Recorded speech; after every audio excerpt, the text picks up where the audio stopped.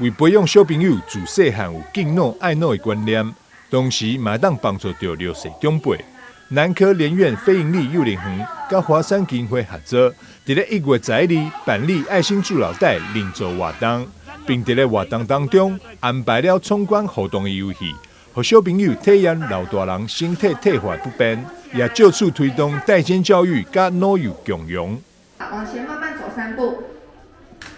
其实我们非常的希望跟华山基金会做这一次的合作。那从这一次的合作当中，也让我们的小朋友感受到敬老这个活动，然后对周遭的一些老年人能够用爱、用关怀去包容他们，然后去协助他们，这是我们希望做到的。现在高龄化日益严重，然后也希望可以透过这些老化的体验活动，让参与者可以感受到长者的辛苦以及生活的不便。那因为华山基金会服务很多，大部分都是独居孤苦的失依的长辈，所以也希望说可以透过这次活动，可以捐助